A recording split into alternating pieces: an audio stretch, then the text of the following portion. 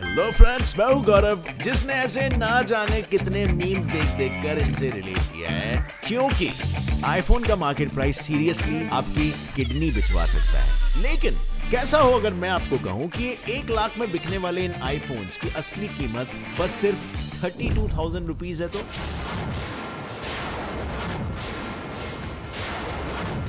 रुको चौंकिए मत, क्योंकि मैं सारा सबूत अपने साथ में लाया और अभी तो कॉस्टिंग शुरू हुई है भाई।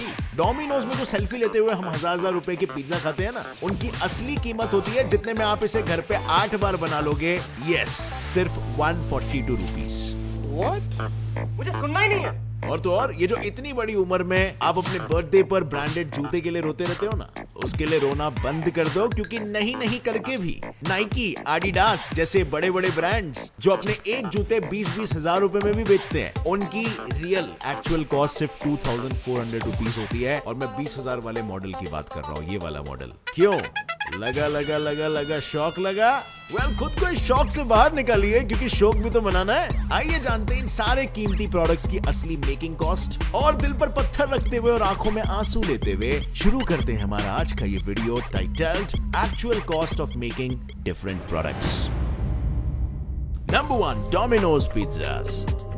आई नो, डोमिनोज के 400 से 1000 के चक्कर ने आपको भी घन चक्कर बना दिया है, और आप जल्द से जल्द उसका एक्चुअल कॉस्ट जानना चाहते हो, जिसका जवाब डोमिनोज तो नहीं, पर मैं जरूर दूंगा। आखिर 400 से लेकर 1000 रुपए में बिकने वाले ये पिज्जाज पिज्जा आउटलेट में कितने खर्चे में बनते हैं, इसकी जानकारी की शुरुआत हम सबसे पहले इसमें यूज होने वाले इंग्रेडिएंट्स के बारे में जानकर करते हैं। क्योंकि भाई, अगर इंग्रेडिएंट्स ही नहीं होंगे तो पिज्जा कैसे बनेगा?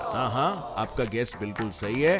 मैं फ्लावर, ईस्ट, सॉस, चीज और इस पर 4 चांद लगाने वाले अलग अलग टॉपिंग्स की ही बात कर रहा हूँ। और आप तो जानते ही हो, जितने भी वस्तुओं के नाम मैंने अभी लिए हैं, उसमें से कोई भी चीज कुछ खास महंगी नहीं मिलती, स्पेशली तब जब आप इन्हें होलसेल में खरीद रहे हो। फिर भी जानकारी जरूरी है, और इसीलिए चलिए मान लीजिए, अगर हम एक छोटा चीज पिज्जा बना रहे हैं तो उसमें सबसे ज्यादा महंगी वस्तु क्या होगी? चीज, जो महंगी होने के बाद भी हमें सिर्फ 45 रुपीज में ही मिलेगी। इसके बाद इस पिज्जा को बनाने के लिए हमें जरूरत होगी उसके डॉ और पिज्जा सॉस की, जो कि आपको 17 और 3 रुपए में मिल जाएगा रिस्पेक्टिवली। और एंड में इन्हीं सब सस्ती चीजों को असेंबल करके आपका सीमिंगली नॉट सो सस्ता चीज पिज्जा तैयार हो जाएगा। मतलब एक पिज्जा को बनाने का टोटल खर्चा आया मात्र 66 रुपीज। और वहीं अगर हम इसे थोड़ा और एक्सोटिक बनाना चाहे तो पेपरोनी और सॉसेज के साथ इस पिज्जा की कीमत हो जाती है around 142 rupees according to calculations, जिसे पिज्जा आउटलेट वाले चाहे जितने भी दामों में बेच सकते हैं, लेकिन वो ऐसा करते नहीं है, बल्कि वो तो इन्हें हजार रुपयों में बेचते हैं। This is my sweat. I know, but I did business. Shut up. और हर पिज्जा से 636% का प्रॉफिट कमाते हैं। और जानते हो क्यों?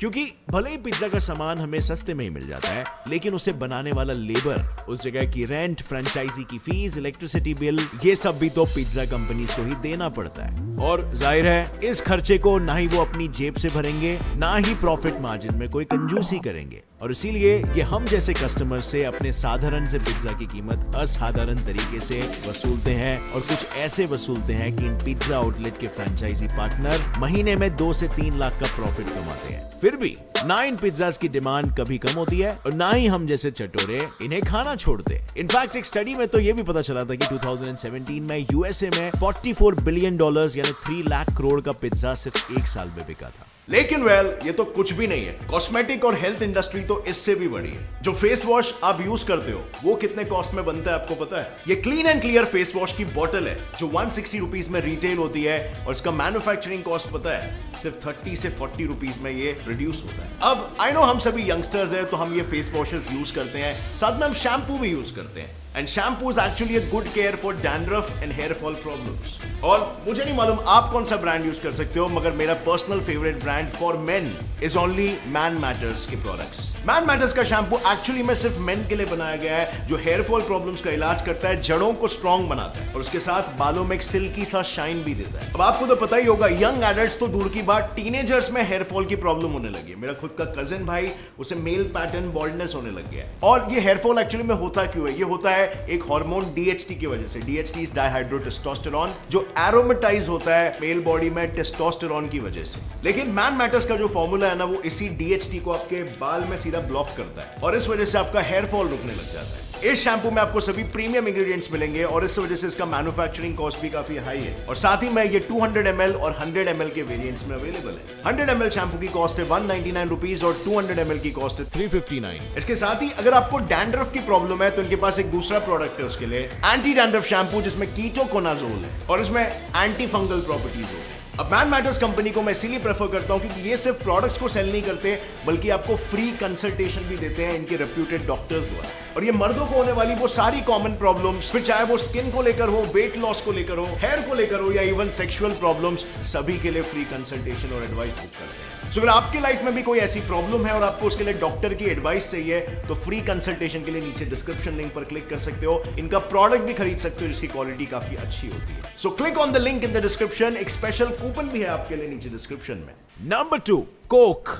This one is interesting, our friends. जब पिज्जा की बात हो ही गई है तो हम उसके फॉरएवर कंपेनियन कोक को कैसे भूल सकते हैं। आफ्टर ऑल हमने ऐसे ही सॉफ्ट ड्रिंक्स को पीकर इनका एनुअल टर्नओवर 50,000 करोड़ थोड़ी ना कर दिया है। जानते हो कैसे? इसके 1 लीटर की बोतल को 65 से 70 रुपीज में खरीद कर। लेकिन इससे भी ज्यादा सिर चकरा देने वाली बात तो यह है कि 65 रुपीज में बिकने वाले ये कोक असल में सिर्फ, वेट फॉर इट, 1.5 से 2 रुपीस में बनते हैं। 2 रुपीस की चीज। शॉक मत हो जाओ क्योंकि अभी इसकी विस्तारित जानकारी बाकी है, लेकिन उसे जानने से पहले आप ये तो जान लो कि ये कोक इतना सस्ते में क्यों बनता है। इसकी पहली वजह है इसमें इस्तेमाल होने वाले इंग्रेडिएंट्स, जो बेशक कीमती नहीं होते हैं। देखिए, बात कुछ ऐसी है ना कि कोक की रेसिपी एक सीक्रेट है, फिर भी स्वाद अनुसार ये अंदाजा लगाया जा सकता है कि इसमें फ्रुक्टोज सिरप, कैरामेल और ग्लिसरीन का इस्तेमाल होता है, जो बल्क में लेने पर बाजार में 10-12 रुपए में इतने मिल जाते हैं जितने में आप 15 से 20 कोक की बोतल आसानी से बना सकते हो। और इसकी दूसरी वजह है इन प्रोडक्ट्स की बल्क बाइंग, क्योंकि कोक की फैक्ट्री में ये हजारों लीटर में बनाए जाते हैं, जिस वजह से उन प्रोडक्ट्स का कॉस्ट काफी कम हो जाता है। तो बनाना एक कोक का बोतल 1.5 से 2 रुपीस में। हालांकि कोका कोला सिर्फ कोक ही नहीं बनाता, उसे उसकी एडवर्टाइजमेंट भी करनी पड़ती है जिसमें वो काफी खर्चा करता है। और वैसे भी अगर देखा जाए तो ये इनके एड्स का ही कमाल है, जिसकी वजह से बच्चा बच्चा कोक का दीवाना है। खैर, आगे बढ़ते हैं अब इसके शिपिंग, स्टोरेज और टैक्सेशन की तरफ, जो हर देश में वहां के लॉ के मुताबिक अलग अलग होती है। जैसे अगर हम इंडिया की बात करें तो यहाँ किसी भी तरह के बेवरेज ड्रिंक पर 53% का टैक्स लगाया जाता है और इसी के साथ ही जिस बोतल को आप धो धोकर यूज करते हो उसकी भी कॉस्टिंग अलग होती है। ऐसे में बात चाहे कोक की करें या किसी और सॉफ्ट ड्रिंक की, सभी को इस प्रोसेस से गुजरना पड़ता है, जिसमें उनकी मूल कीमत तो इतनी कम होगी कि आप खुद उसका गाला खोल लें, लेकिन उनका मार्केट प्राइस इतना ज्यादा होगा कि हम जैसे मिडिल क्लास लोग रोज इसे चाह के भी ना पी पाए, क्योंकि कंपनी को भी तो मुनाफा कमाना है boss. Number 3, sneakers. I know, मेरी ही तरह थोड़े पैसे आने पर आपकी इच्छा नाइकी के सबसे महंगे शूज खरीदने की होती है, लेकिन फिर उसका प्राइस देख के आप फर्स्ट कॉपी से काम चला लेते हो। पर मैं आपको बताना चाहूंगा कि सभी बड़े शूज ब्रांड अपने शूज कुछ ऐसे बेचते हैं कि वो हर शूज पे आधे से ज्यादा प्रॉफिट कमाते हैं। दरअसल नाइकी, एडिडास जैसे बड़े बड़े ब्रांड्स बल्क में रॉ मटेरियल्स खरीदते हैं, जो न जाने कितने शूज पर एक बार में इस्तेमाल होता होगा, और इसीलिए वो इनके एनुअल टर्नओवर में गिना तक नहीं जाता है। इसके अलावा शूज मैन्युफैक्चरर का जो खर्चा होता है ना, वो लेबर और फैक्ट्री का है, जो हर शूज के पीछे तकरीबन 1800 रुपीज होता है। फिर बारी आती है स्नीकर कंपनीज के ओवरहेड कॉस्ट की, जिसमें अकाउंटिंग, लीगल फीस, एडवर्टाइजिंग जैसी हर छोटी बड़ी चीज शामिल होती है, और उसमें हर शूज के ऊपर खर्च होते हैं 1100 रुपए। और क्योंकि बनाने के बाद इन स्नीकर्स को एक्सपोर्ट करना पड़ता है, इसीलिए इन स्नीकर्स पे लगते हैं $2, यानी 150 रुपए के टैक्स, जिसके बाद सभी स्नीकर कंपनीज अपने शूज पर 9% तक का प्रॉफिट मार्जिन रखते हुए एक शू पेयर के पीछे लगभग 300-400 रुपए कमाती है। क्या हुआ? आप यही सोच रहे हैं ना कि ये सब तो बेहद किफायती दाम थे, तो कैसे ये कंपनीज अपने स्नीकर्स 18 से 20 हजार में बेचती है? वेल, वो ऐसे क्योंकि अभी तक हमने सिर्फ होलसेल की रेट की बात की है, जबकि हम तो इन्हें रिटेलर से खरीदते हैं, राइट? जो $50 के स्नीकर्स पर $50 और ऐड कर आधा प्रॉफिट कमाते हैं। वही इनके स्नीकर्स में कुछ के डिजाइन अलग होते हैं, कुछ की ड्यूरेबिलिटी, तो कुछ में दूसरी कोई और खासियत, और यही सब चीजें इनके रेट्स और मार्जिन घटाती बढ़ाती है। और तो और ये तो सभी जानते हैं कि शूज के मार्केट में नाइकी, एडिडास कितने पुराने और फेमस ब्रांड्स हैं, जिस वजह से इन्हें अपने प्रोडक्ट्स को ज्यादा एडवर्टाइज करने की जरूरत नहीं पड़ती, और 2 से 4 हजार में बने इनके शूज 20 हजार में भी आसानी से बिक जाते हैं। Number 4, iPhone. अब बात करते हैं उसकी जिसके लिए आप न जाने कब से अपनी किडनी थामे बैठे हो। किसी पैसे वाले पेशेंट को एक किडनी बेच दूंगा। क्योंकि हाल ही में आईफोन अपने आईफोन 13 प्रो मॉडल को लॉन्च किया है जिसकी कीमत मार्केट में लाखों रुपए है, जबकि उसका मेकिंग कॉस्ट महज 32,000 रुपीज है। यानी कंपनी अपने एक फोन के पीछे 3 गुना मुनाफा कमाती है। एंड इंटरेस्टिंगली इसका खुलासा भी कंपनी ने खुद ही किया है, जिसमें उन्होंने बताया था कि उन्होंने अपने आईफोन 7 को बनाया 15,000 में, लेकिन उसे मार्केट में 60,000 में बेचा। और इसी मामले के बाद एक Japanese company formal hot techno solutions ने इस पर एक रिपोर्ट बनाई थी, जिसमें उन्होंने आईफोन 12 का एग्जांपल लेते हुए बताया कि आईफोन के किसी भी फोन में जो सबसे ज्यादा एक्सपेंसिव कंपोनेंट होता है वो होता है इसका 5G मॉडेम, जो उनके फोन में 5G कनेक्टिविटी के लिए काम करता है। और इसके लिए कंपनी अपने हर फोन में Qualcomm X50 5G मॉडेम को यूज करती है, जो कंपनी को पड़ता है लगभग 7,000 का। और प्रोसेसर के बाद बारी आती है इनके डिस्प्ले की, जिसके लिए कंपनी सैमसंग से 5-6 हजार में उसका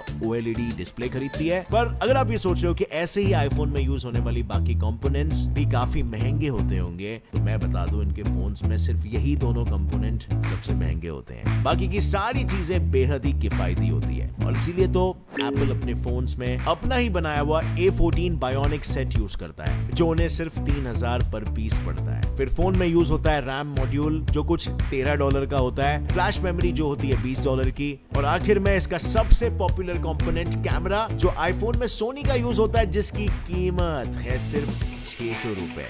यस यू आर राइट, जिसके पीछे आप पागल होते हो और लाखों रुपए खर्चा करने के लिए रेडी हो जाते हो, सिर्फ 600 रुपए का होता है असल में। और अगर आप ये सोच रहे हो कि सिर्फ यहीं तक है इनका सस्ता यच महंगा वाला झोल, तो let me tell you, Apple अपने आईफोन का 26.8% पार्ट साउथ कोरिया, 21.9% यूएस से और 13.6% जापान से मंगवाता है। जिसके बाद इन सब की असेंबलिंग ज्यादातर चाइना में होती है, जहां पर लेबर चीप है, जिस हिसाब से इसका मेकिंग कॉस्ट सिर्फ $373 होता है, पर कंपनी यूएस में इसे $800 में बेचती है और इंडिया में तो $933 यानी लगभग 70,000 में बिका है। लेकिन ये सिर्फ आईफोन के पार्ट्स का मैन्युफैक्चरिंग कॉस्ट था, जिसके पीछे जाहिर है कई सारे लोगों की टीम्स होती है, जो इसके प्रोसेसर, इसके मेकिंग, इसके रिसर्च, डेवलपमेंट पे काम करती है। और आईफोन की सबसे ज्यादा खास बात यह है कि इनकी सिक्योरिटी काफी तगड़ी है, क्योंकि अगर देखा जाए तो स्मार्टफोन्स तो चाइना की भी काफी सारी कंपनीज बनाती है, जो मार्केट में अपने प्रोडक्ट सस्ते में बेचती है, लेकिन फिर भी उनकी सर्विस और उनकी सिक्योरिटी एकदम नल्ली होती है। बट एप्पल जो चाइना में बना है उसके साथ ऐसा बिल्कुल नहीं है। इसका सबसे अच्छा एग्जांपल है एप्पल के iOS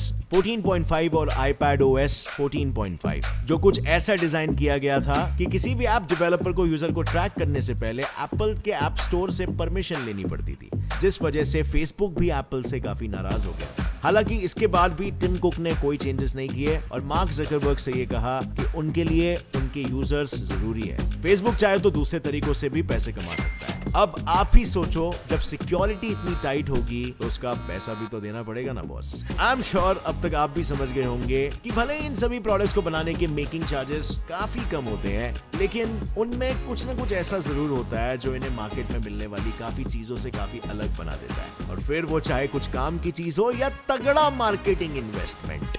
और जाहिर सी बात है, ये कंपनीज अब सिर्फ कंपनीज ही नहीं, एक ब्रांड बन चुकी है, जिस वजह से ये अपनी मुंह मांगी कीमत भी वसूल सकती है। सो फ्रेंड, नीचे कमेंट्स में बताना कि क्या इस तरह की प्राइसिंग आपको रीजनेबल लगी। आपके हिसाब से कितना % प्रॉफिट मार्जिन लेना सही है, morally, ethically? Comment down below and let me know. और अगर इस वीडियो से कुछ भी नया सीखने मिला तो एक लाइक जरूर ठोकना। Gets it live fact channel को अभी सब्सक्राइब कर लो और बेल नोटिफिकेशन दबा लो, ताकि आगे आने वाली हमारी कोई भी वीडियो आप मिस ना कर सको। And with that said, as always, stay curious, keep learning and keep growing. Jai Hind.